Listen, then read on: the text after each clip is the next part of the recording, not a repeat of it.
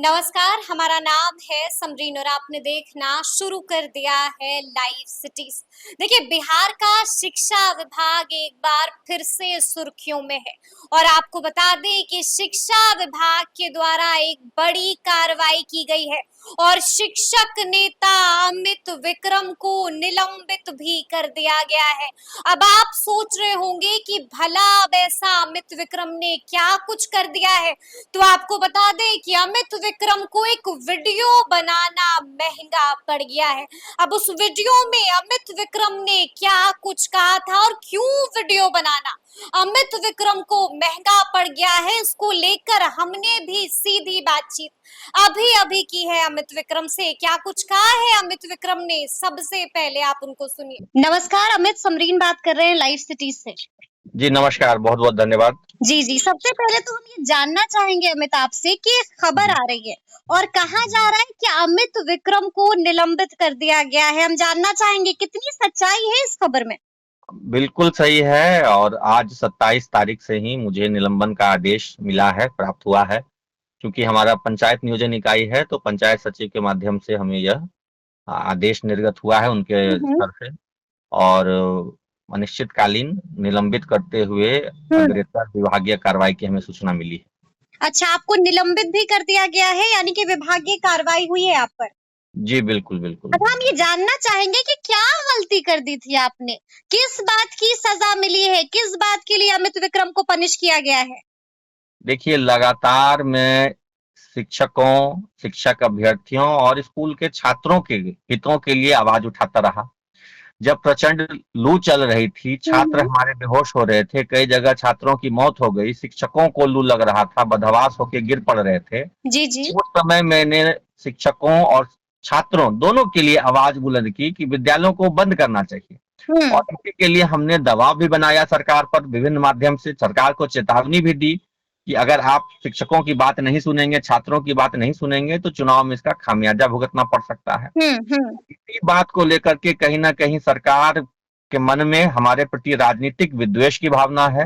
अच्छा। और वो चुनाव में जो खराब प्रदर्शन हुआ है उसका बदला शिक्षकों से लेना चाहती है और उसके क्रम में मुझे मोहरा बनाया गया है शिक्षकों को यह संदेश देने के लिए कि अगर सरकार के हर एक आदेश, हर एक फरमान का अनुपालन नहीं किया जाएगा, अगर शिक्षक अपने हित की बात करेंगे, अगर किसी फरमान का व्यवहारिक पक्ष को हम उजागर करेंगे तो फिर सरकार कार्रवाई करेगी। ये एक प्रतीकात्मक है, कार्रवाई मुझ पर भले हुई है लेकिन यह संदेश देने की कोशिश है पूरे शिक्षक समाज को कि आप हमारे सही गलत सभी आदेश का पालन कीजिए, भले लू से मर जाइए, भले लू से बच्चों की मौत हो जाए, लेकिन आप विरोध का स्वर मत उठाइए।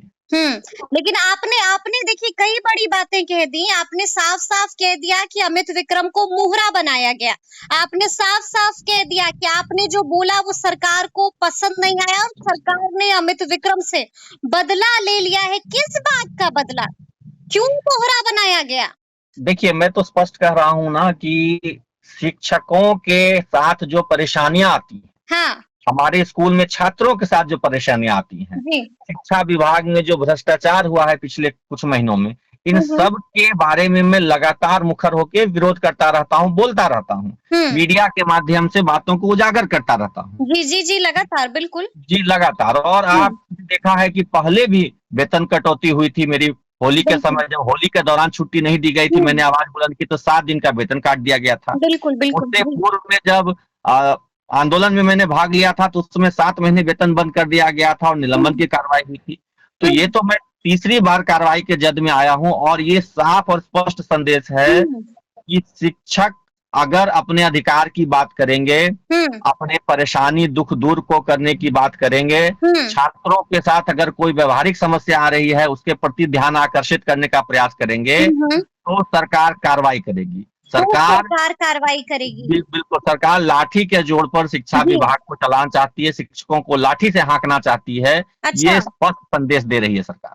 अच्छा, हम ये भी आपसे जानना चाहेंगे, देखिए अभी आपने बड़ी बात कर दी कि ये तीसरी बार ऐसा आपके साथ हो रहा है, यानी कि तीसरी बार अमित विक्रम के ऊपर कार्रवाई हो रही है, फिर भी नहीं डरते हैं आप?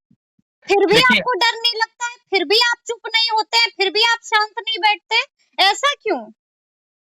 मैं जो भी बात कहता हूं एकदम कानूनी और तकनीकी पक्ष पर मजबूत बात करता हूँ, जायज बात करता हूँ। जी। मैंने कोई भी विभागीय नियमों का उल्लंघन नहीं किया, किसी भी विभागीय या सर्विस रूल का उल्लंघन नहीं किया है। जो भी बातें मैंने कही हैं वो तथ्यपरक हैं और कानूनी रूप से सही हैं। तो आप पर मैं इल्जाम क्या लगाया गया है अमित, हम ये भी जानना चाहेंगे, आपसे स्पष्टीकरण भी मांगा गया जी होगा ना? जी जी इल्जाम स्पष्ट है कि आप जो है सोशल मीडिया पर और मीडिया में आकर के बयानबाजी करते हैं। ऐसा लगता है कि आप शिक्षक कम राजनेता ज्यादा है, अच्छा। जबकि बिल्कुल, जबकि उनको स्पष्ट समझना चाहिए कि मैंने किसी राजनीतिक दल के पक्ष या विपक्ष की बात नहीं कही। मैंने शिक्षकों की पीड़ा को रखा और सरकार से जो शिक्षकों की नाराजगी थी उस बात को रखा। यदि मैं किसी राजनीतिक दल का नाम लेकर के उसके पक्ष या विपक्ष में कोई बात कहता हूं तो मैं दोषी हूं, जो आरोप उन्होंने लगाया। लेकिन यदि मैं यह कहता हूं कि सरकार के प्रति शिक्षकों में नाराजगी है, वो विद्यालय बंद नहीं किया जा रहा था, लू के समय प्रचंड गर्मी थी, बच्चे मर रहे थे, पूरे बिहार में हड़कंप मचा हुआ था, आपने देखा हमने देखी है अमित जी। और जिस दिन मैंने बयान दिया उसके ठीक अगले दिन से विद्यालय बंद करने का आदेश भी जारी हुआ था। तो आखिरकार सरकार ने तो गलती मानी जो विद्यालय बंद किया, लेकिन उस गलती को कहने वाले को, उस गलती को सबके सामने लाने वाले पर कार्रवाई फिर क्यों? अगर मैंने जो कहा आपने तो उसको माना, आपने विद्यालय बंद किया, गर्मी छुट्टी की घोषणा की, तो फिर क्यों कार्रवाई की? तो फिर कार्रवाई क्यों? ये स्पष्ट संदेश देने की कोशिश है कि शिक्षक अपना मुंह बंद रखे, शिक्षक कोई भी वाजिब बात भी है तो वो ना कहे। अगर मैं गलत नहीं हूँ अमित, तो आपके आपके एक वीडियो को बाकायदा कांग्रेस ने भी लगाया है अपने पेज पर। देखिए तो जो मामला और गड़बड़ा गया। जी बिल्कुल, देखिए जो भी हम लोग मीडिया में बयान देते हैं या शिक्षकों को संदेश के रूप में वीडियो सर्कुलेट किया जाता है, वो विभिन्न राजनीतिक दल अपने पेज से लगाते हैं, फेसबुक पेज पर, ट्विटर हैंडल पर लगाते हैं। पहले भी हमारे बयान को बीजेपी ने भी लगाया है। पिछले बार जब जुलाई में हमारा आंदोलन हुआ था तो हमारा और हमारे साथी राजू सिंह जी का बयान बीजेपी वालों ने लगाया था। बीजेपी ने तो हमको बुला करके बैठक भी की थी। इस बार राहुल गांधी ने लगा दिया, इस बार कांग्रेस ने लगा दिया जी। तो ये हमने तो किसी पार्टी विशेष के पक्ष के लिए प्रचार नहीं किया था, हमने अपनी बात कही और जनता की बात तो विभिन्न राजनीतिक दल कोट करते हैं, अपने फेसबुक हैंडल या ट्विटर हैंडल पे पोस्ट करते हैं। हमने कोई विशेष कांग्रेस के पक्ष में प्रचार के लिए तो वीडियो नहीं बनाया था, हमने तो शिक्षकों के हित की बात की थी, शिक्षकों में जो नाराजगी थी उस बात को कहा था। महंगा पड़ गया। देखिए बिल्कुल मैं कह रहा हूं ना कि शिक्षकों के हित में आवाज उठाना महंगा पड़ा, शिक्षकों के जान की जो परवाह हमने की वो महंगा पड़ा। और ये सिर्फ ऐसा नहीं है कि मेरे साथ ही हुआ है, हमारे एक और साथी मुजफ्फरपुर के हैं बंशीधर ब्रजवासी जी, उन पर भी कार्रवाई हुई है कुछ दिनों पहले, उनको भी निलंबित किया गया, एफआईआर किया गया उन पर। तो ये सरकार भी हो गई। जी उन पर भी एफआईआर किया गया है। एफआईआर अब इसी तरह का कुछ बहाना बना करके सरकारी पदाधिकारी जब तंग करना चाहेंगे शिक्षकों को तो कुछ ना कुछ तो बहाना लगाएंगे। जब ये तय ही कर लिया जाएगा कि शिक्षकों पर कार्रवाई करनी है तो 100 बहाने हैं, किसी न किसी बहाने के माध्यम से शिक्षकों को तंग किया जाएगा, परेशान किया जाएगा। हो सकता है आगे चलकर मुझ पर भी इस तरह की कोई कार्रवाई हो जाए, लेकिन इस तरह की कार्रवाइयों से हम लोग डरने वाले नहीं हैं। शिक्षकों नहीं है, बिल्कुल नहीं है, बिल्कुल नहीं मैं डरने वाला हूँ। शिक्षकों का साथ है हमारे साथ और मैं वाजिब बात करता हूँ, अगर जरूरत पड़ी तो हम कोर्ट भी जाएंगे इन आदेशों के खिलाफ, इन कार्रवाइयों के खिलाफ। लेकिन अभी चूंकि जांच प्रक्रियाधीन है तो जांच में मैं सहयोग करूंगा। स्पष्टीकरण पूछा गया है, मैं विधिवत जवाब दूंगा, सारे साक्ष्य को सामने रखूंगा और उसके बाद भी अगर न्याय नहीं मिलेगा तो मैं न्यायालय का दरवाजा खटखटाऊंगा। और इस देश के बिल्कुल इस देश के संविधान पर, इस देश की लोकतांत्रिक व्यवस्था पर, इस देश की न्याय व्यवस्था पर हमें पूरा विश्वास है।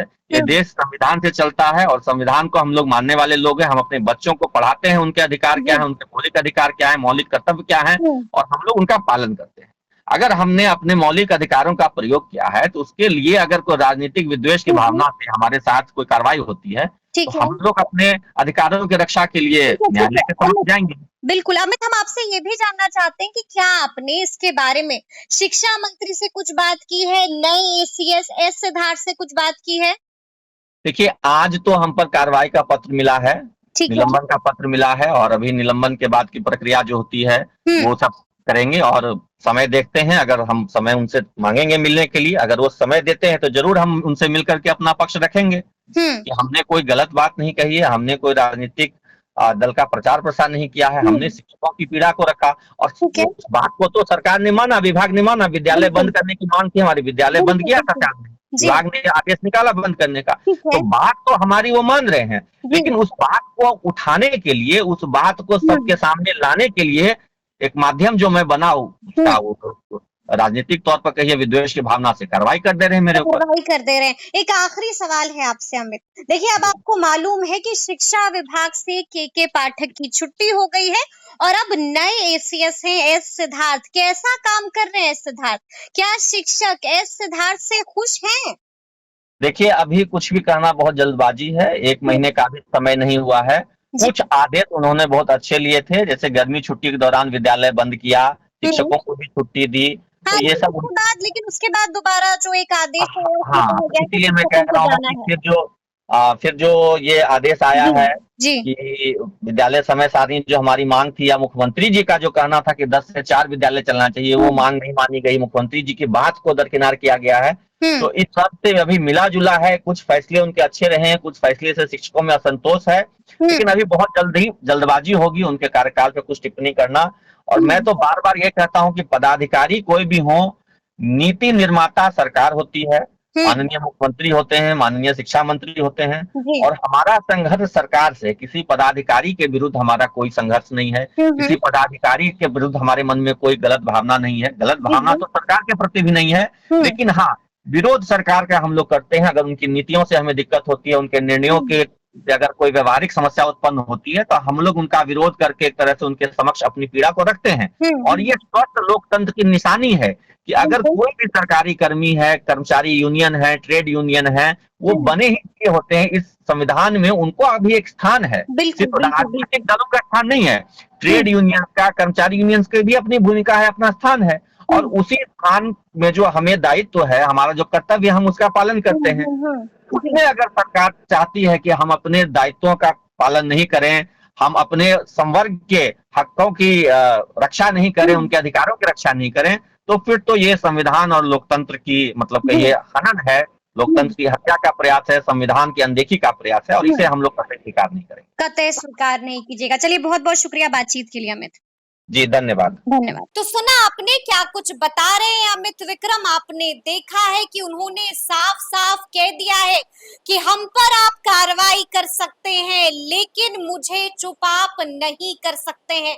शिक्षकों के हित में हम लगातार ऐसे ही बोलते रहेंगे। और आपने ये भी देखा है कि अमित विक्रम ने साफ-साफ कह दिया है कि अगर मामला यहाँ पर नहीं सुलझता है तो अमित विक्रम कोर्ट भी जाएंगे। तो अब देखना होगा कि आगे आगे क्या कुछ होता है। तो ऐसे तमाम अपडेट्स के लिए ऐसे ही हमारे साथ बने रहिएगा और देखते रहिएगा लाइव सिटीज। बहुत शुक्रिया।